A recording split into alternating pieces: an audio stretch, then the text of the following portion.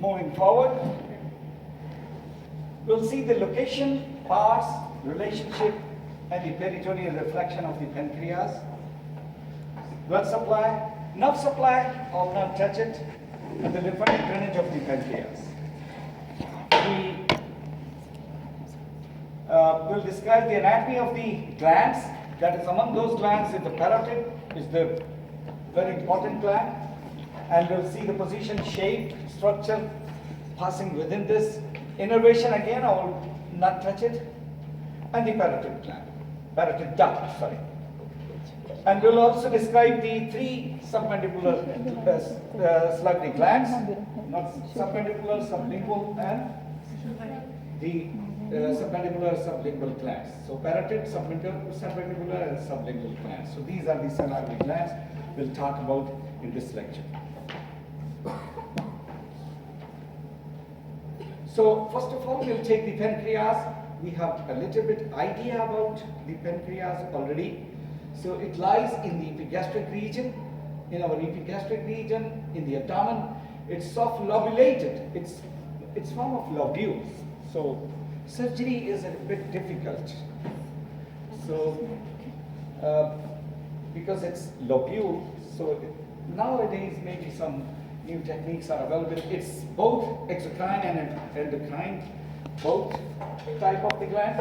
So because it has a duct and it secretes hormone. That is insulin. Yeah, glucagon and insulin.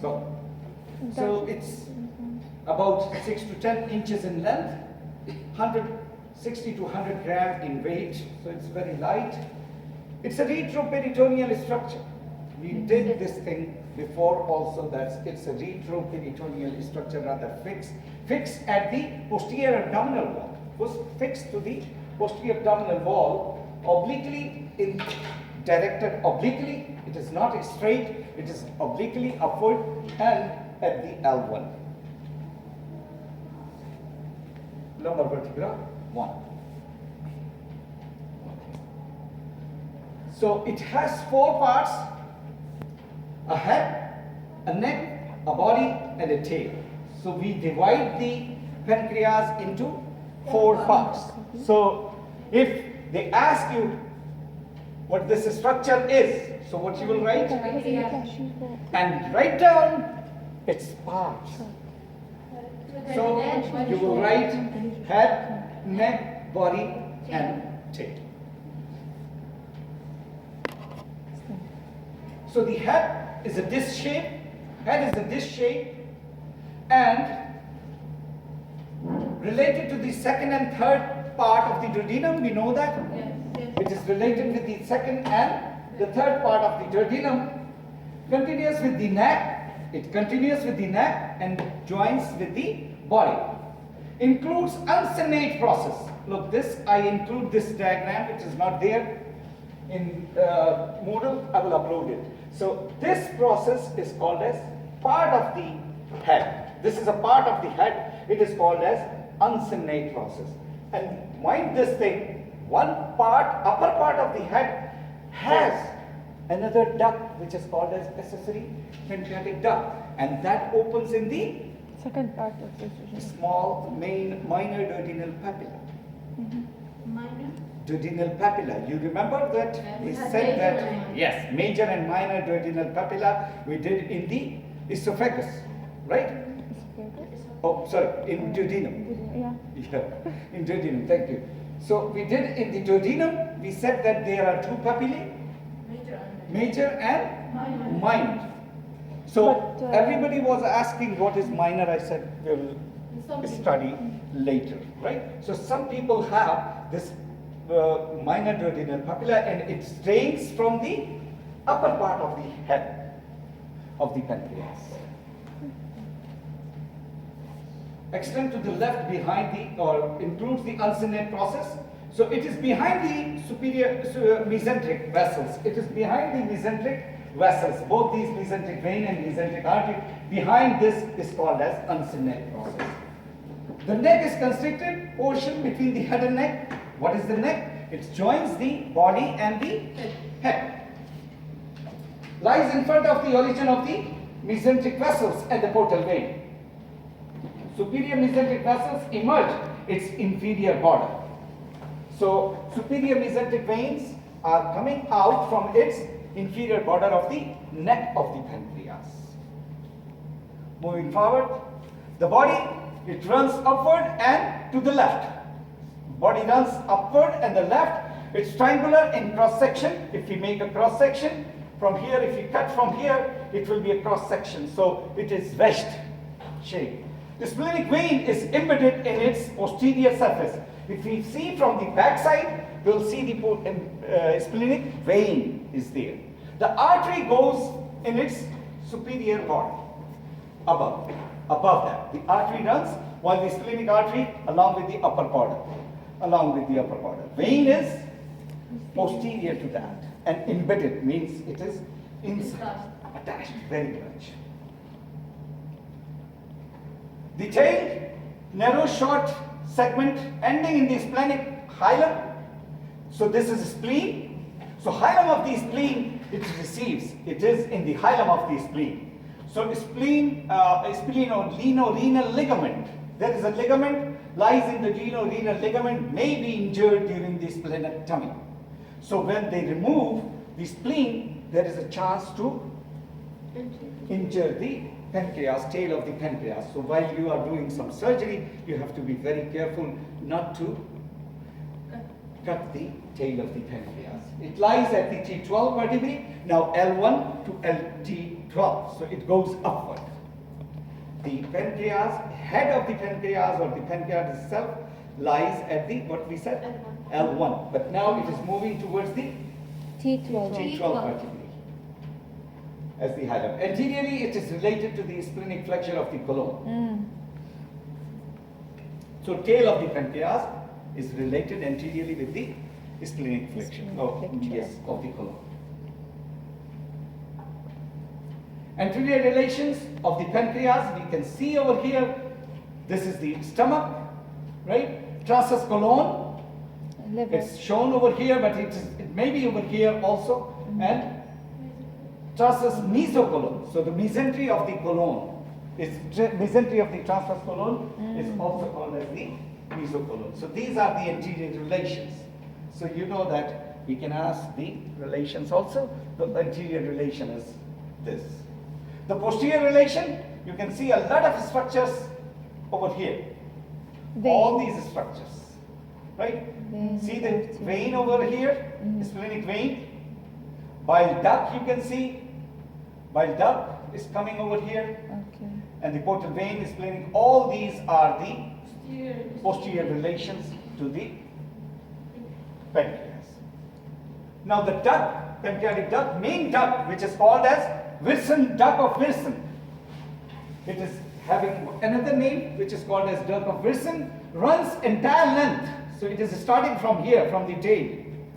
Tail of the pancreas, it starts and runs all the length of the pancreas and opens in with the hepatic duct. Along with the hepatic duct, it opens in the second part of the duodenum. Do you remember? As a Yes. major duodenal papilla. So, splenic duct joins with the hepatic duct. So, hepatopancreatic duct we call it. And it receives many tributaries from the uncinate process, joins common bile duct together, and ampulla of the water, it opens in the major duodenal papilla. Accessory duct, which is called as the duct of Centuroni. Centuroni is another name of the accessory pancreatic duct. Drains upper part of the head. As I told you, the upper part of this is common bile duct. Okay, but here is you can see over here a small duct opens over here as a minor duodenal papilla. In the second part of the duodenum as a minor duodenal papilla. So duct has two importance. You know about the duct, right? It joins with the Hepatic duct. common bile duct or hepatic duct. Common bile duct we call it actually. With the common bile duct, so it will become the hepatopancreatic duct, and it will open in the second part of the duodenum as a major duodenal papilla. If there is an accessory duct which is called as, what is this called as? Please speak out. Centurini. Right? Centurini is the second name of the accessory duct, and if it is present, it will be opening in. It is draining from where? It can be a multiple choice question, MCQ. The duct of Centuroni drains from which part? No. Drains from which part? Drains from upper part of the head of the pancreas. Not open, drain. Means it brings the juices from the upper part of the head. Okay? Blood supply, the arteries which are head and neck. For the head and neck, means for the head area and the neck area, is supplied by the celiac trunk through the superior pancreaticoduodenal artery and superior mesenteric through the inferior pancreaticoduodenal artery. So two arteries are there, superior pancreaticoduodenal and inferior pancreaticoduodenal. Superior pancreaticoduodenal is a branch from the celiac trunk, while the inferior pancreaticoduodenal is a branch of superior mesenteric artery. A little bit tricky, but you have to know. We discuss with each other means, because you know, celiac trunk is from before the superior mesenteric. Celiac trunk is coming from here, and superior mesenteric is here, right? So superior mesenteric will be below the inferior pancreaticoduodenal, while the superior pancreaticoduodenal will be from the celiac trunk. So this is head and neck. What about the body and the tail? Supplied by the splenic artery through 8 to 10 branches. So head and neck is supplied from the superior and inferior pancreaticoduodenal, which are branch of the celiac and the superior mesenteric, while the other part, the tail and the body, is supplied from the splenic artery, which is a branch of, again. So veins, same veins will be draining the same thing, okay? Which splenic vein, which is the tributary of the portal vein. So this will be portal vein and this will be the systemic circulation. One will go into the systemic circulation and one will go into the portal vein. Portal vein. Systemic circulation. When to turn portal vein? This area will be drained to the splenic vein. So splenic vein will go to the portal vein, right? And this area will be drained to the, directly into the, Systemic? no, I'm wrong. This will go to the superior inferior pancreaticoduodenal, which will also drain into the portal vein. Both will go to the portal vein, sorry. Okay. That's why I said why, because we have to go through that. But mind this thing that this is, okay, leave it. I don't want to say anything. That will make you confused. So lymphatic drainage, it has a rich lymphatic drain. They go to the pyloric, hepatic, splenic nodes, ultimately into the celiac lymph nodes and the superior mesenteric lymph nodes. You know the meaning of this? Lymphatic? What? What is the importance, clinical importance of lymph? It's for immunity and No, it's okay. But what is the clinical importance? clinical importance. Metastasis. Yes, metastasis, but If there is maybe if there is any no, what is the infection, importance? Why we check these lymph nodes? we will detect any infection. Yes, detection of the infection will Yes. lead us to this. So if we see the lymph nodes in these areas, like pyloric, hepatic, splenic, if we found the lymph nodes are there, we'll say that pancreas has a problem. Yeah. Innervation, I'll say skip this innervation. Just remember that the sympathetic and sympathetic from the thoracic, splenic nerves, because you have no idea what are these splenic nerves. Okay. So, but if you want to remember, you can remember parasympathetic is through the vagus nerve. So, I don't want you to go into the details of this. Now we move to the salivary glands. We have the salivary glands, which is exocrine glands that produce saliva. We Saliva. have some glands around the Mouth. mouth, Yes. which are called as the salivary gland, and they are large three, otherwise unnamed a lot. Multiple unnamed glands are there around the mouth Mm-hmm. and the tongue, lips, Yes. and everywhere we have around the mouth, which is producing. Main Saliva. function of these glands is to produce Saliva. saliva. Or saliva. Produce saliva. Just produce saliva. Among these glands, salivary glands, we have three large named paired salivary glands, and we will discuss those. And they all unnamed are around the lips, palate, under the surface of the tongue. They are present. Mm-hmm. So what are the three salivary glands?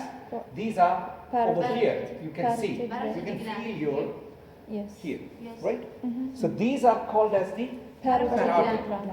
They are called as Parotid. parotid gland.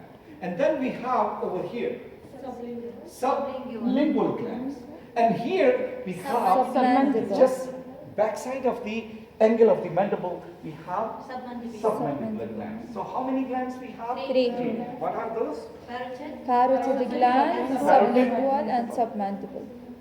Sublingual and submandibular. So we'll go through that. And what is the function of these glands? Produce watery, saliva. serous watery secretions. Mm-hmm. And now we'll go to the submandibular gland, produce a mixed serous and mucus. Serous and mucus, both type of secretion. And sublingual secretes saliva is a predominantly mucus in characteristics. So these can be your MCQ. MCQ.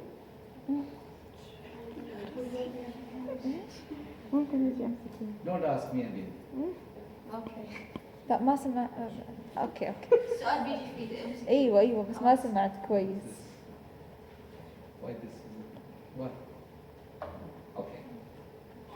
Now we move to the parotid gland, which is the largest gland among the salivary glands. When I say it is the largest of the salivary glands, not largest gland in our body. This is the largest of the Salivary salivary gland. Okay? Yes. And formed entirely with the serous acini. When we say acini means the lobules, the cells. Mm-hmm. Position wedge. Wedge means like this. What? It is like this. So it goes inside like this. So this is like this, and then it goes is a wedge shape. Mm-hmm. Wedge between the anteriorly what is there? Mandible Yes. and the masseter muscle, right? And posteriorly mastoid process. You remember the mastoid process? Yes. Right? Mastoid process and the sternocleidomastoid muscle. This is the muscle which is called as the sternocleidomastoid. Triangular in shape, apex behind the mandibular angle. So apex goes to the behind the mandibular angle, base directed upward just below the zygomatic arch, right? And in front of the external auditory meatus and TMJ. This is our TMJ, right? Temporomandibular joint. Yes, temporomandibular joint. Accessory part, a small part that separates from the main gland, if there is. So now the capsule, it is double capsulated. You know, this one is lobules, an internal capsule and an external capsule. The outer one and the inner one. So this one is the outer. This is the Inner. outer capsule. And this one, you see, attached with this Inner. is the inner. Okay. Okay? This one is the outer capsule. So, the outer one is derived from the deep cervical fascia of the neck. This is the cervical fascia of the neck. So, it is derived from there. The inner one is connective tissue capsule The gland is divided into superficial and deep part by means of facial nerve. Facial nerve goes from Inner. this, so it divides into two parts, the superficial and the deep part. The opening of the gland is here. I just add this thing, opening of the parotid gland. The heading in your maybe case it says parotid gland, so I just said opening of the parotid gland. It is opening over here, so this is also one of the MCQ every time. Okay, so the parotid duct opens into. You just have to remember this statement, the coming. Yeah, this is statement. The parotid duct opens into the vestibule of the mouth on a small papilla opposite to the upper second molar or the maxillary tooth. Okay, so you have to remember this upper. This is the second, opposite to the second molar tooth, in the vestibule of the mouth. What is the vestibule of the mouth? It's the between the gum and Yes. teeth and Wherever the toothbrush goes, if I say that. yes. Right? في الجي أيوة في الجي Wherever the toothbrush goes is the vestibule of the mouth. And you know, in the hotels, big hotels, 5-star hotels, we have a vestibular area. إيش يحط؟ You don't know. No. You know, the hotels have two doors, big hotels always have two doors. One door, then another door. There is a space between two Yes. doors. So that space is called as vestibular space. Okay. Vestibule of the hotel. Got it? Yes. So you got it? That is the vestibule of the hotel. So vestibular area in our mouth is between the gums and the cheeks, inner part of the cheeks. gum وteeth والcheeks لهذا. Teeth ولا شيء؟ Cheek. cheeks. But you don't have CH sound in Arabic, so you can say shish.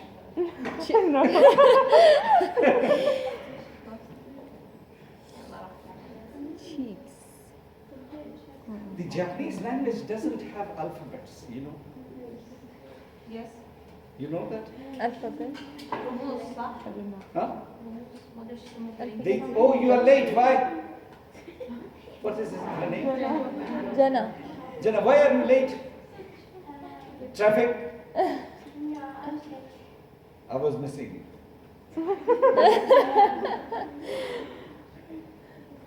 So, Japanese language does not have alphabet.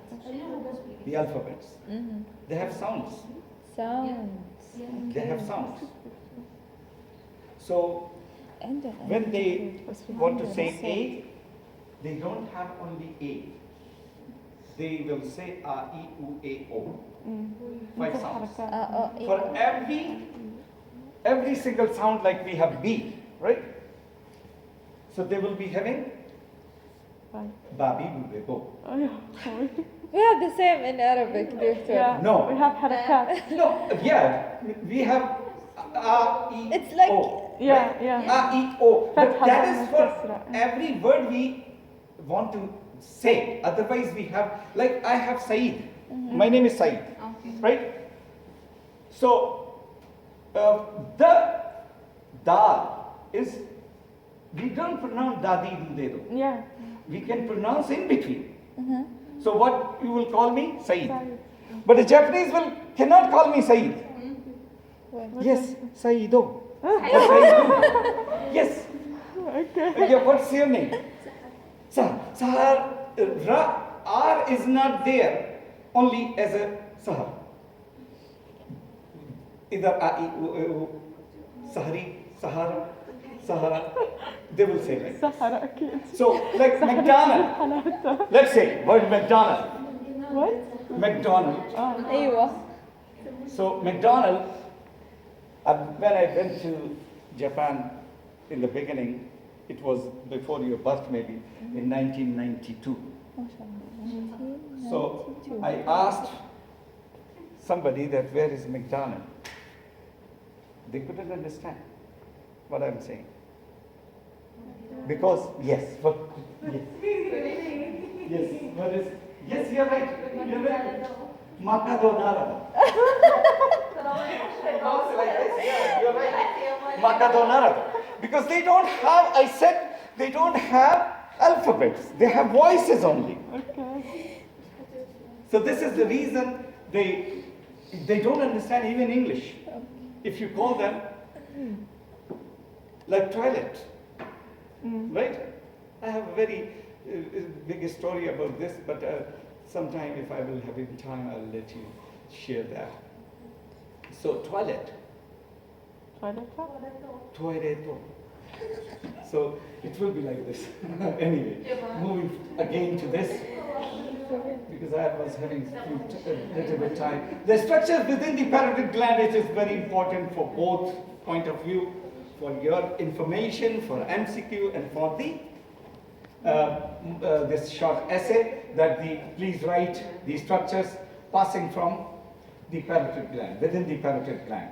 The structure within the parotid glands are the facial nerve, retromandibular vein, the external carotid artery, and the auriculotemporal nerve. So facial nerve is the most superficial.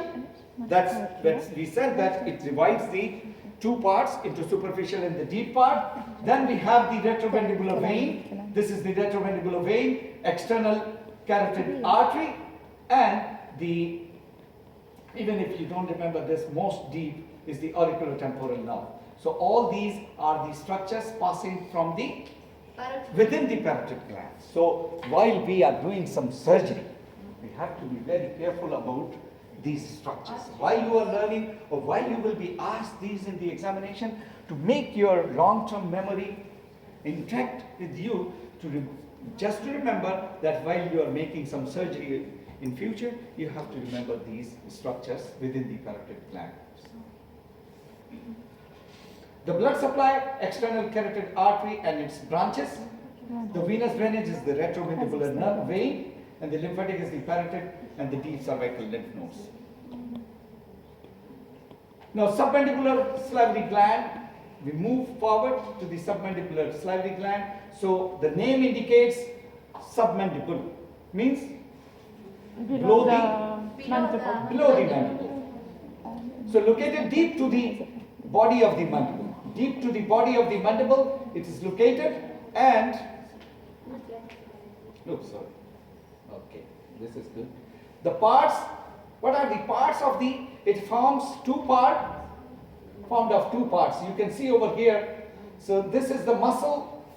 Which muscle is this? Myloid muscle. A large superficial part and a small deep part. A large superficial and a small deep part. So this is deep part and this is superficial part. Deep part is behind this muscle. Now submandibular duct